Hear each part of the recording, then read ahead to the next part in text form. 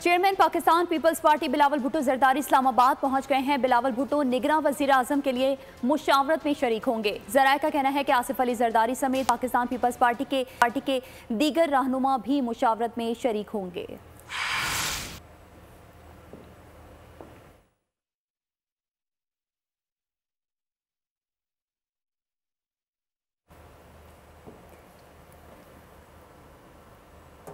Chairman Pakistan Peoples Party Bilawal Bhutto Zardari Islamabad पहुंच गए हैं। बिलावल भुट्टो निगरां वज़ीर आज़म के लिए मुशावरत में शरीक होंगे। ज़राए का कहना है कि आसिफ अली जरदारी समेत पाकिस्तान पीपल्स पार्टी के दीगर रहनुमा भी मुशावरत में शरीक होंगे।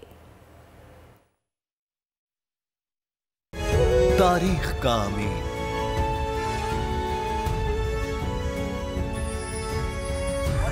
आजादी की अलामत,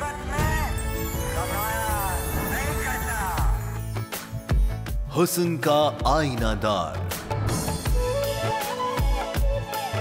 फिक्रो नजरिए की अक्कास,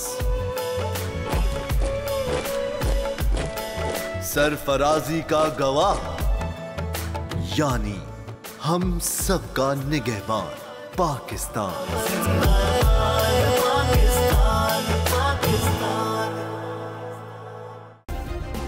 सब्सक्राइब करें और बेल दबाएं ताकि कोई खबर रह न जाए।